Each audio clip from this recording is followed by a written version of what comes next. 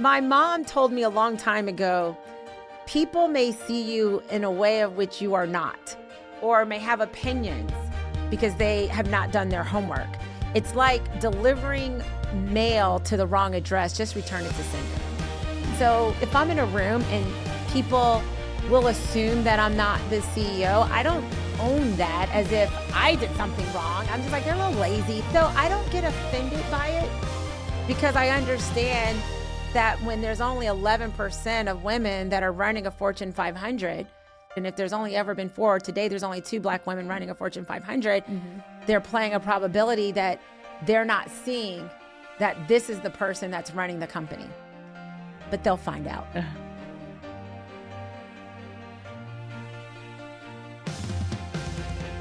Hi, everyone, and welcome to How She Does It, where we meet extraordinary female leaders, and we ask them how they do it. I'm Karen Finerman. I'm a longtime Wall Street investor, a mom of 4, and a panelist on CNBC's Fast Money.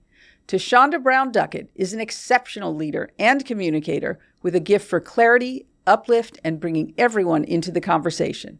She has been on my wish list of guests for some time, and we're thrilled she's here. She lives by the mantra, you rent your title, you own your character.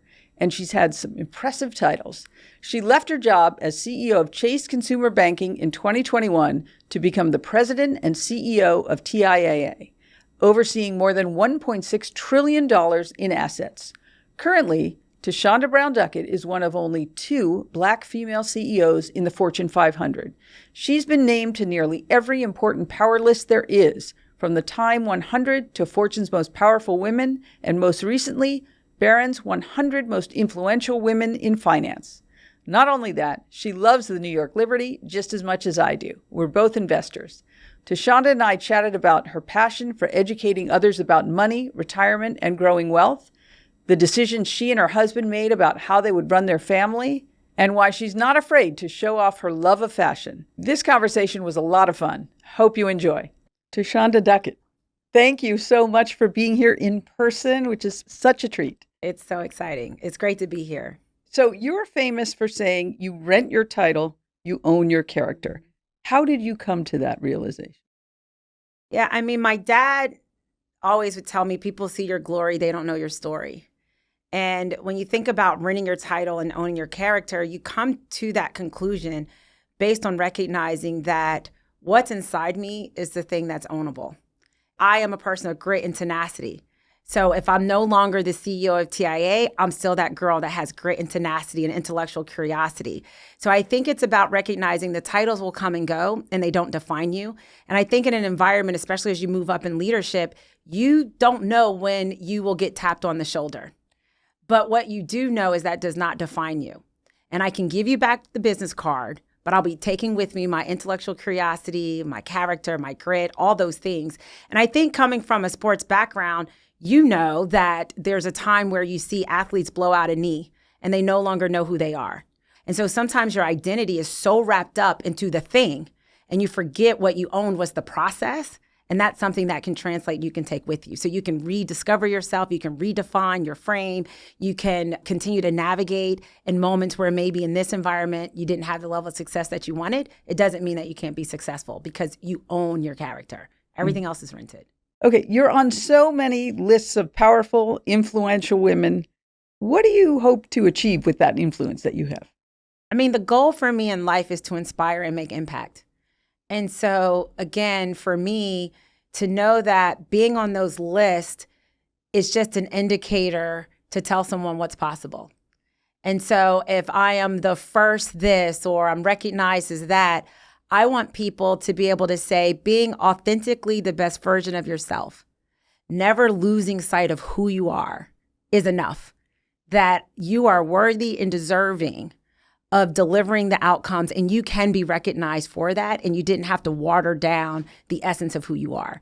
And I think those acknowledgments is a reflection that I'm on the right track of just being the best version of Thasunda. And I think it inspires other people because they see she's able to be on the most whatever, and she's a mom, and she's a philanthropist, and she talked about being a hot mess sometimes, and she could still ascend to getting these wonderful accolades. And so I can see myself in her. And if I can see myself in her, then I can achieve things that maybe I didn't think I could. And I think those acknowledgments are just those reminders that you're making impact. And hopefully it's inspiring others. So who did you see yourself in? I see myself in my parents. Mm-hmm. I see myself in just so many reflections of my history.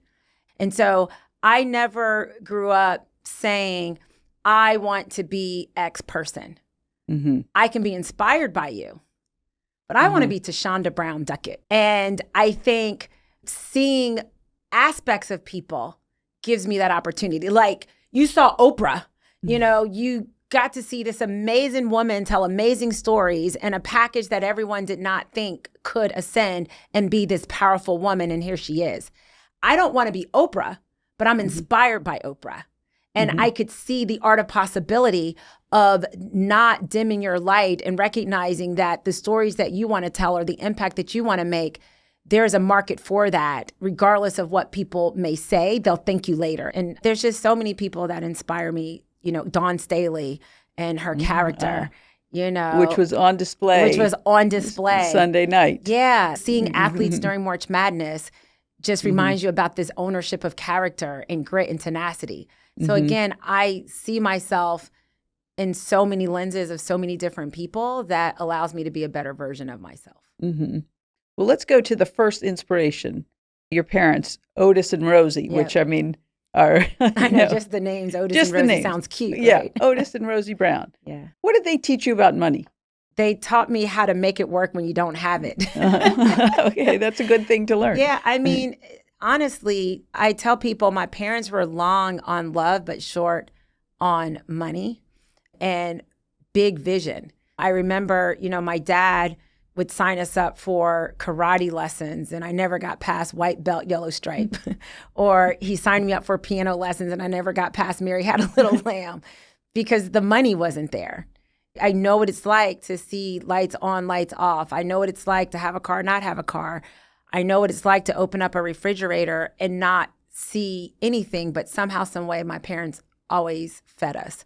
And so what they taught us through observation is that sometimes the dreams you have can be insufficient because of the money. They taught me through observation how people are working incredibly hard, but sometimes the math doesn't math. And so I think the gift that they gave me was that money never defined us. And they taught me even when you may not have, you still give. One time I went to school and I came home and I was talking about someone who didn't have food. My mom was like, so you gave them your lunch money, right? And I'm like, Mom, you act like we have a lot. But there was this expectation. And so I think the lessons that I learned was through the lens of what we didn't have, but it didn't kill the dream. It didn't kill the character. In fact, it enhanced the character and it never defined us. So I think my relationship with money is through the lens of how to protect it. It's through the lens of how to be good stewards of it. And it's through the lens of what can it do to impact others and positively change lives. I remember when I graduated from college and I was looking, this is a true story. I don't know why. I was looking at my dad's statement and he had worked for over 30 plus years at this point. And he was talking about, when I'm going to retire and all the things. And to have the daughter have to tell the father, this is not enough. And at this point, my dad worked over 30 plus years and he had this great benefit called a 401k plan. And he never contributed $1. And to know that that then translated to the daughter telling my dad, you are not in a position to retire. The pension that you have is not going to be enough. But yet the resource, the opportunity was there.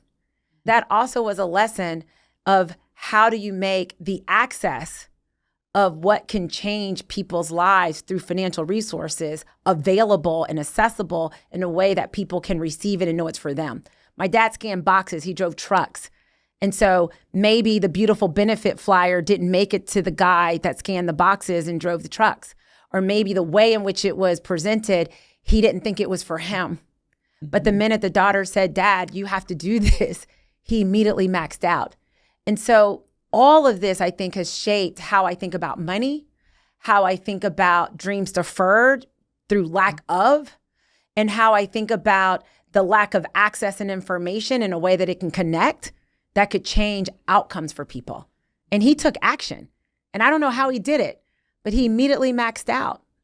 And this was before I knew I would become a CEO. So this notion of they may not have enough to do this, but if it's the right thing to do and you tell them why it is important, don't count other people's money at the expense of not giving them good information and doing good things. My dad did it.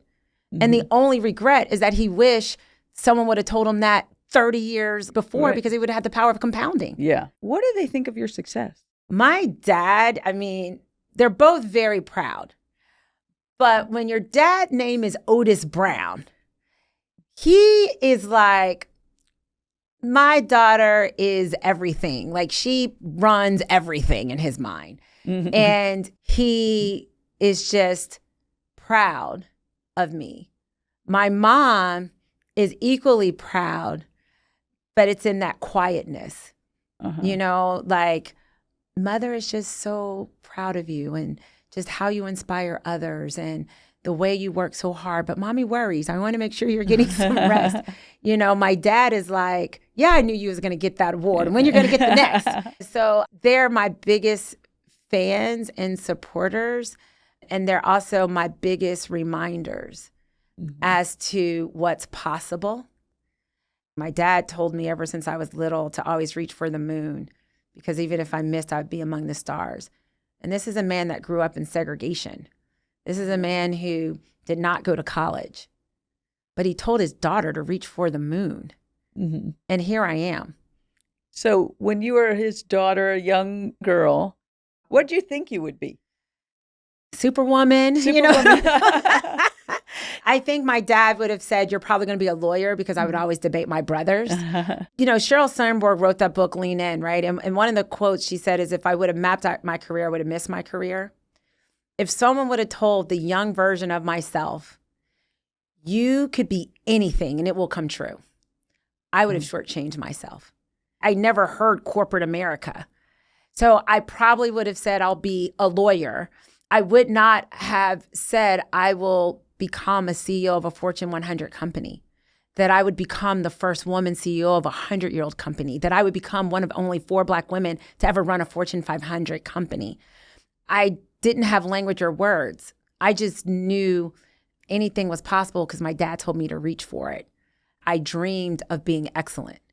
I knew that whatever I did, I had to do it with excellence. I will tell you this, Karen, a little bit older, like early in career, if someone would have said, now what's your dream? I would have said to run a P&L.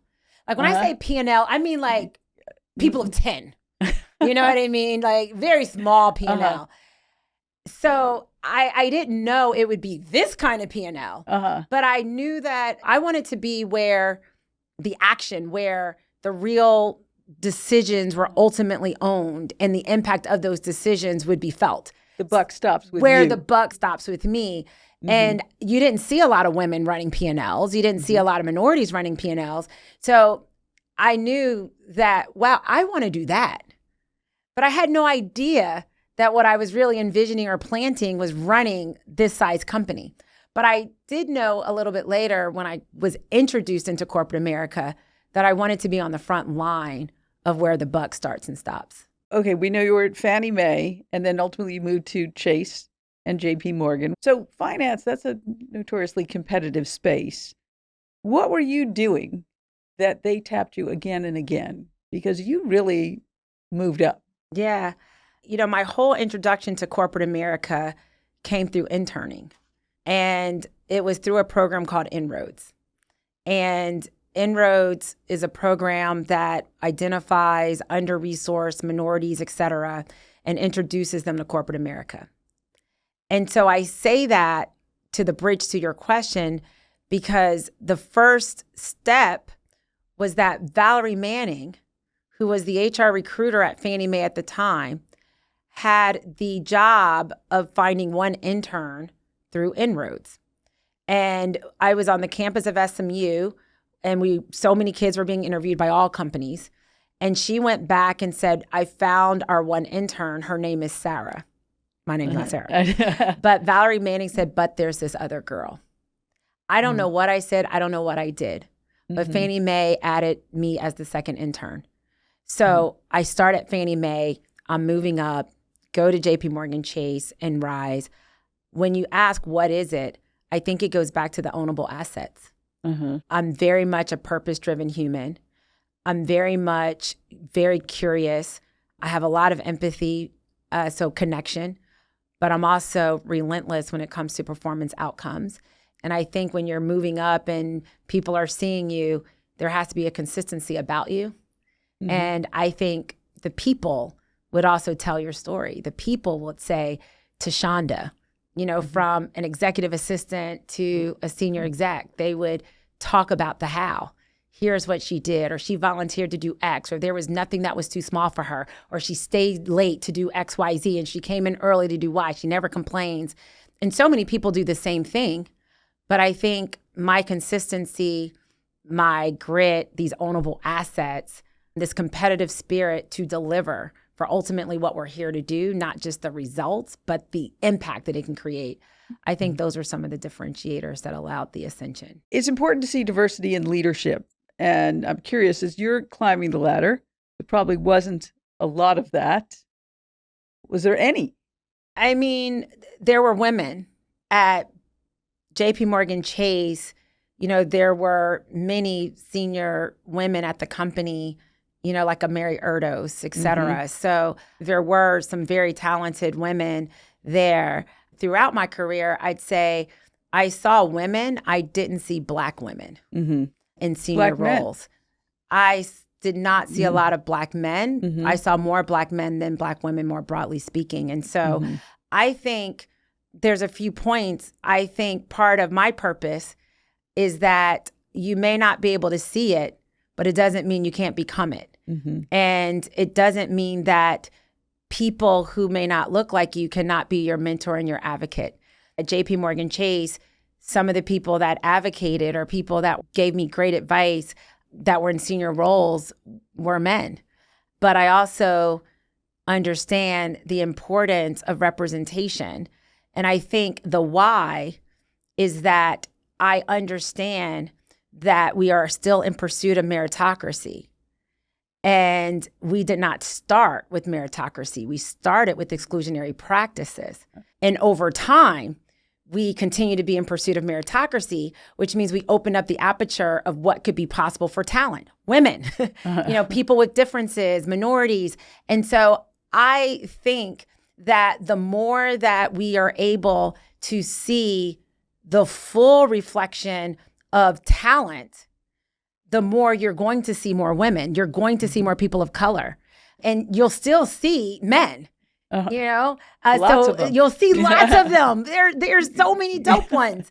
I just want to make sure you see me too. And I do think, this point that what we know for sure is when you are the first, narratives will be written. That, well, how did you get here? Why are you here? That's why when you see the second, the third, the fourth, and the fifth, that's no longer the question. It's just assumed that anyone can be good. Right. And so I think that the fact that we may still question one's reasoning or path to being a senior executive or a CEO, and that we've decided that clearly there had to be something that makes them less than, I think that's just a reflection of us not really understanding what talent can look like and be like and move like. And the goal is that once you have more than one or two or three, that conversation is no longer on the table. Right. There's no qualifier. It's just they just are. All right. So let me get to my favorite male CEO, Jamie Dimon, who I just think is extraordinary. What did you learn working with Jamie Dimon? I mean, I think Jamie is one of the best business leaders of our time, bar none. Through observation, I learned the way in which he commands a room. I learned through observation how he is very curious about what's going on, the passion that he has for the business, the impact, what we're doing. Jamie has a point of view. And I also learned how you navigate hard. And I think there's this level of resilience that he continuously shows. And I also learned that Jamie surrounds himself with very talented people. And I had the opportunity to, I think, be one of them. And I think there's a lesson in always wanting to make sure that you're surrounding yourself with curious people, people that are passionate, people that are focused, people that can sit in hard, people that will own their mistakes, become better for it, have an opinion, state their opinion, be able to debate or provide a counter narrative. I think he embodies that incredibly well. The staying power that delivers, I think, is very inspiring. And it's Jamie, it's Gordon Smith. You know, I remember when I became CEO of Auto, and they know how important my parents are in my life. Gordon Smith, who's the president of the company, called my father to have Gordon Smith call Otis Brown in a warehouse. Did he take the call? He did. And he congratulated my father. You know, how wonderful is that? Wow. And, you know, I think that's also a nod to the kind of people they are, but also I think a nod to me being comfortable saying, yes, I get to work with the most iconic leader like a Jamie Dimon. But my base comes from Otis Brown. That the essence of who I am comes from Rosie and Otis. And I got to bring all of that within the halls of JP Morgan Chase and be able to build from that through the leaders that I was surrounded by. But my ownable assets was what I was able to bring to the company and then be able to be inspired and learn so much every day from people like Jamie, who's amazing. And he still teaches me, you know, I mean, I see Jamie, he still gives me feedback, asks how I'm doing, which is so special. It's absolutely special. So I have a theory about Jamie Dimon. My theory is that he wants a woman to succeed him. So you were an absolute superstar at JP Morgan.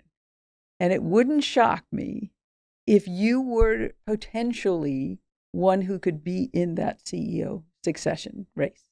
Did you ever have that discussion?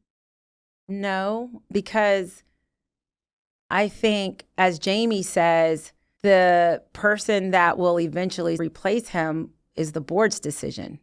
But I do think Jamie surrounds himself with some very talented women that are there, women that are no longer there. And I think whoever will ultimately, you know, succeed him, I think it's a 50-50 if it's going to be a man or a woman. But I think whoever does will be pretty special to come after a Jamie Dimon. But, you know, I think he's going to still be there for a while. So who knows? Thankfully. Yeah. Yes. Although he will choose someone great, but those are incredibly big shoes to fill. Really big shoes. Yeah. So you go to TIAA and you're an outsider, which has its challenges and advantages. So how do you make that work? You know, they have their team and their way of doing things and all that. How do you come in and make it yours? I mean, if you think about the backdrop, I joined TIAA in the middle of COVID. And that meant I was meeting people, learning the culture, one Zoom call at a time. For me, it was so exciting to join a company that is incredibly mission forward and create a vision and move it forward. And you have this level of inquisitiveness. You have this level of, let me tell you who I am, let me learn about you. But also, I think you had to understand the time that we were in and how do you navigate that and still be able to win hearts and minds one Zoom call at a time and make tough decisions along the way when you were coming from the outside, which is not easy. But the good news is it was clear on who this company is, what it's about. It's founded by Andrew Carnegie. It's mission driven. It's all about a secure retirement. And then it was about what will I be able to bring during this stage that can really move the company forward. And I'm really excited about the progress we've made. And I'm really excited about the impact that we're making. Well, so it's an opportune time to say you're 5 years into the Yes. job. What are you most proud of? Well, first of all, it's a we thing. Mm-hmm. So what I'm proud of that we have been able to accomplish is continuing this drumbeat about the importance of a secure retirement. You know, I am proud of the way in which we talk about it, the way in which we have highlighted the inequality of retirement. 40% of all Americans run out of money. Women retire with 30% less. And giving not just the identification of where are we really, but how can we solve the problem, and being able to understand there's a savings gap and there's an access gap, that 59 million Americans don't have access to an in-plan program, that there's a guarantee gap, that people want their pensions back because it was guaranteed income and less than 11% of Americans have it. But we are a leading voice in being able to cast a light on a real problem that we have, but also being able to bring a leading voice into real solutions. So let's just talk about leadership for a minute. You've spoken about being in rooms where not everyone realized that you were the CEO. Yes. How'd you handle that? I mean, it gives me time to ponder, think about what I need to do for my kids or something. But, you know, my mom told me a long time ago, people may see you in a way of which you are not, or may have opinions because they have not done their homework. It's like delivering mail to the wrong address, just return it to sender. So if I'm in a room and people will assume that I'm not the CEO, I don't own that as if I did something wrong. I'm just like, they're a little lazy. They haven't done their work. But eventually they'll know and they'll come look and talk, oh my God, it's so great. So I don't get offended by it because I understand that when there's only 11% of women that are running a Fortune 500, people are playing the probability of what is the likelihood. And if there's only ever been 4, today there's only 2 Black women running a Fortune 500, they're playing a probability that they're not seeing that this is the person that's running the company. But they'll find out. And when they find out, they'll be so happy I am the one running the company. So how has your leadership evolved? What works for you? What have you kind of let go? Yeah. I think my leadership has evolved because every day the goal is to get better. And so what I have deepened, I think, when you're going through more things, more hard, I think I have really invested in giving grace. And to say grace in business seems a little, but it's so important. I think the more senior you become, the more the calmness is required. Versus, you know, on the ascension, you're very animated. What am I going to do? And as you get older and seasoned, it's the calmness. I think what I had to let go was some of the insecurities and the mental gymnastics in our head that will tell you the lies. It will tell you that maybe you don't belong in this room. It will tell you all the things that are not true. And so I've let go of like all of that. Not to say you don't have moments where it comes up, but now I know it and I can feel it. And I'm like, oh, calm down, go back there, go back and play. And I think I've doubled down, which I've always been, of the importance of building a great team and giving the power away. And sometimes it seems weird, like you want to keep your power. I'm like, I have so much. The more I give away, the more it creates capacity for me to get even stronger in the pursuit of this impact I'm trying to make. And so I love being able to empower someone. I love being able to say, what do you think? You decide and come back. And I think that's a level of confidence. That's also a level of understanding I do not have all the answers. And I think there's a level of the more I'm able to allow you to be the best version of yourself, that's going to challenge me to be able to up my game, because I should never want to do your job. But I should always be pushing for you to be able to level up. And so that's some of the things that I've learned along the way. So we ask everyone, how do you do it? Literally, how do you do it? I know you've spoken about your life as a diversified portfolio. So let's just talk about your life then. Okay, your husband, Richard, former Marine, engineer. You have 3 children together and you're a bonus mom to his oldest son. So early on, you made the decision he would stay home with the kids. How did that come to be? We made the decision. Yes, you collectively. Yes, it's important because I do think sometimes one person feels like they really made that decision and the other person didn't have the decision to say no. I think for us, it really was a joint decision. How did it come about? What caused us to make the ultimate decision for him to be the stay-at-home father is that we were looking really good on paper. He was owning a business. I was corporate, moving on up, but we didn't have support. And the caregivers were not working out for us. And I think we realized something had to give. And the most important thing, of course, was our children. And we decided, because he owned a business and the lease was expiring, that we wouldn't renew the lease and that he would be the stay-at-home parent and I would continue to work outside the home. And I would tell you this, I remember when I started to transition the work, because now he was taking on, he said to me one time, he goes, "I'm sorry," because he had no idea. Then in addition to both of us working long hours, I was managing all the bills, planning all the birthday parties, planning the family trips, getting the clothes on their back. And he didn't realize all of that was required when I was also doing exactly what he was doing, which was working a ton of hours.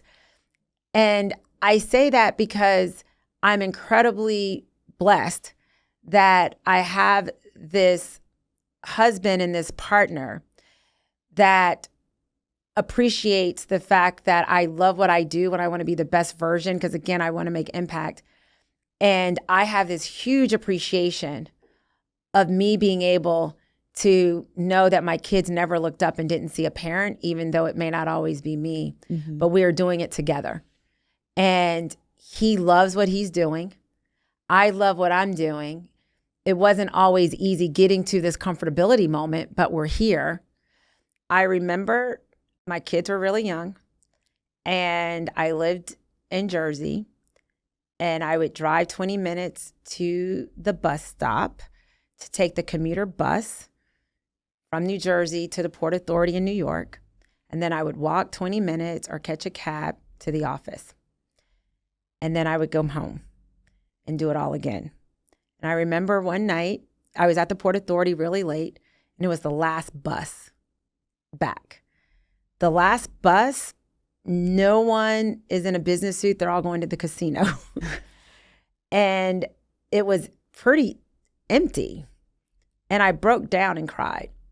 And I called Richard and I said, I don't see my kids when I get home. I don't see my kids. And I feel like I am failing. And he told me to quit. Now, I couldn't quit because he was the stay-at-home dad. What he was saying to me is that if it's not working for you, it doesn't work for us. I didn't like his response because I'm like, then quit. That wasn't the point. I just wanted to have a pity party. But it shifted my perspective into living life like a diversified portfolio.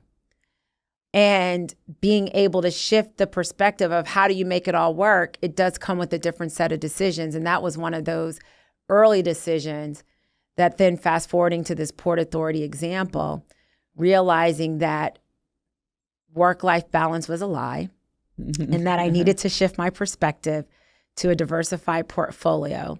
And that meant first starting with what brings me joy, mother, philanthropist, daughter, sister, friend, allocate 100%, tell yourself the truth. There's no such thing as 110, it's 100.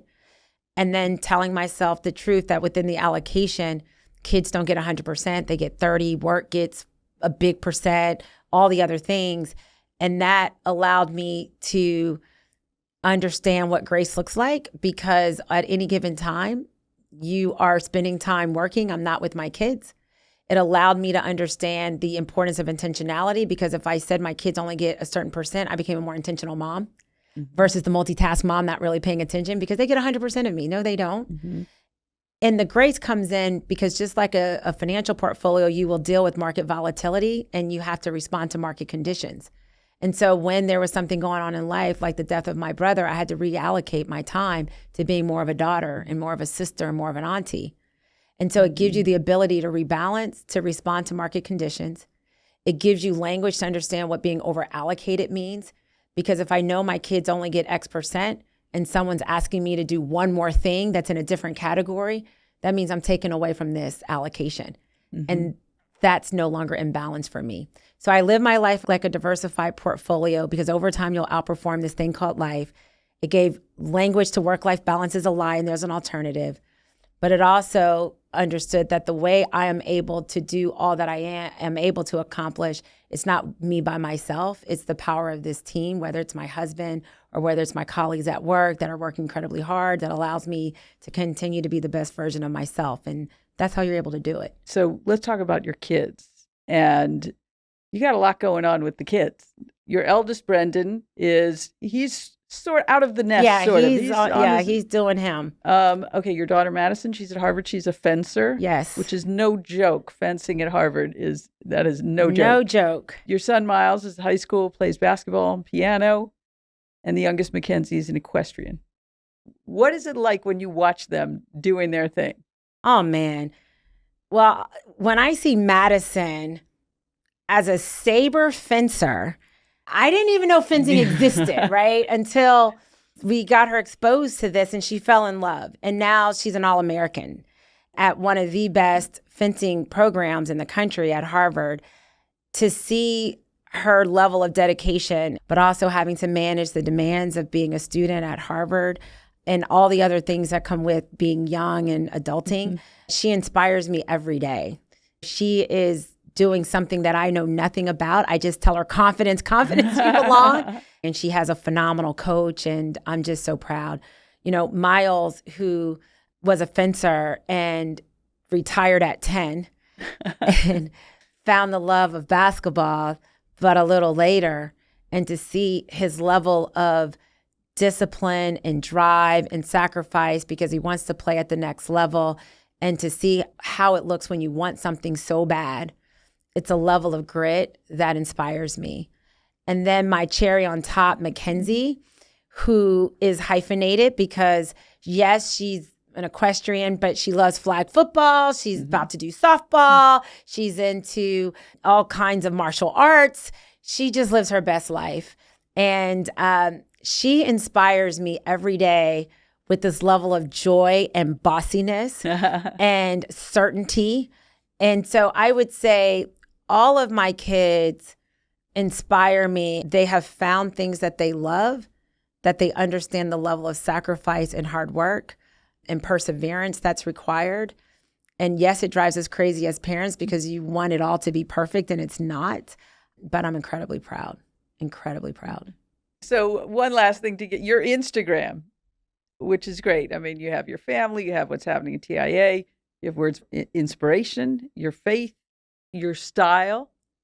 And it feels like you're sort of rewriting the rules about how a CEO presents themselves, every part of them and to the world. Is that your goal? Yeah, it's part of it. I mean, it goes back to I want to inspire. And I love that's what you got out of it because I believe that, you know, you talked about the amazing Jamie Dimon, and there's so many leaders that are amazing and phenomenal. And I just think there is an opportunity to add another chapter of what it means to be a CEO. And you see it through the Instagram, where my hope is that you can be this mommy and don't think you can't become a CEO if that's your dream. You can see that it takes a village because I talk about my husband a ton and you see him on the gram. You can see that lifes because I also talk about, you know, when I lost my brother and the pain and the hurt. You can see that I'm grounded. And for me, that grounding is expressed through my faith. And so, yeah, I am trying to inspire because I want more than 11% of women running companies. And I don't want it to be because we opted out, because we thought we had to give up something that we really wanted, because we couldn't see that we could be hyphenated in a lot of different other ways and that we can make it work through this portfolio. And I hope I am inspiring people and in a super real way. fashionable at the same time. Well, that's the other thing. Corporate America, Who said the rules have to be one color palette? I think we should add color to the wardrobe. And I think we should redefine what it means to be highly professional and fashionable in a nod to what brings us joy, and I think fashion is important for that expression for me. It's fun and it's great to see. And it's fun. All right, we're going to go to lightning round. Thasunda, time for lightning round. We have some fun questions for you. Would you rather? Some other ones. Just answer the first thing that pops into your head. Oh my gosh. Okay. Okay, here we go. Would you rather Dallas Cowboys or the University of Houston Cougars? U of H Cougars. Yeah, okay. Absolutely. Would you rather Mentos or Tic Tacs? Mentos, chewy. The most memorable compliment you've received? My daughter, Madison, saying that I'm always there for her. Oh, very good. What'd you do with the first big amount of money you made? Oh my gosh. I'd say everything is relative in terms of big. But I don't know. I think that maybe the thing I'm proud of in terms of a big thing that I was able to do was not just help my parents get a house, but pay off the house. That is a great answer. Would you rather vacation at the beach or the mountains? Beach. Drive or be driven? Be driven. No hesitation there. Okay, here's a scenario. You get to perform with Mary J. Blige in concert. Are you doing Real Love, Family Affair, or Good Morning Gorgeous? Ooh, Real Love. We're going to take it back. Yeah. Okay, your go-to space on the Calm app. Is that meditation, sleep, something else? Oh, it's absolutely sleep. Does it work? Yes. Okay, I'll tell my ring that. Okay. I'm not going to say what your score will be on your Aura ring, but it does make me go to sleep. Okay, would you rather have a new pair of shoes or a new pair of glasses? Shoes. Yoga or Pilates? Pilates. I love Pilates. All right. What was your first job with a paycheck? Working at putt-putt golfing games. Oh. I was just like, on their wall of like fame now. Yeah. Thasunda Duckett. Putt-putt Okay. golfing games. What is your favorite New York Liberty moment? Oh my gosh, there's so many. Ellie, that is a fabulous answer. On that note, what are your hopes for the Liberty this season? I mean, Karen, I know our hopes align, right? They are aligned. We literally sit next to each other. We sit next to each other. We're super fans. I want to win it all. Yes. I want to win it all. I want them to stay healthy, and I want us to win it all. There's no other bar. I'm in complete agreement. Are we in complete alignment? We are. Now, I'm excited about this season. Yeah. I really am. Me too. Okay, what are the books on your nightstand right now or on your Kindle? Oh, man. Mike Hayes, Mission Driven. I love the Let Them Theory is always around because I love that book. The Abundant Life. You see, I move around here. Those are the three I would highlight. I just read Andrew Sorkin's 1929. It's a commitment, though. That's a commitment. Yeah. You got to commit. Right. You have to commit. But we have long flights, so you have time to be committed. It's a great book, though. It's a really great book, as was Too Big to Fail. So you've spoken about admiring excellence. What's the last excellence that you've witnessed? I would say watching my daughter compete at the NCAAs about 2 weeks ago, and day one was not a great day for her. And day two, she comes back, she regroups, and she becomes an All-American. Wow. That's excellence through going through hard. That is great. What's something you've changed your mind about in the last year? Oh my gosh. Realizing that 5 a.m. has to work to get up and work out in the morning. To be more consistent, it has to be 5 a.m. many days. Okay. All right, the last one, 2 parts. What's the best investment you ever made and the worst investment you ever made, with a very broad definition of investment? I mean, I think the best investment is marrying my husband and investing every day in over 20 years of marriage and what that has unlocked. I think, to switch gears, the worst investment was when I had the great idea to buy vending machines. You know, everybody wants a side hustle. So wouldn't this be great? It was absolutely awful. Okay. That is an unusual answer, I have to say. Okay. Thasunda, thank you so much for spending the time with us today. Thank you so much. This really was fantastic. Appreciate it. Thank you. Thank you so much for taking time to listen to our conversation on how she does it. Wishing you all a week filled with inspiration and style. We'll have another great conversation for you soon. Until then, onward.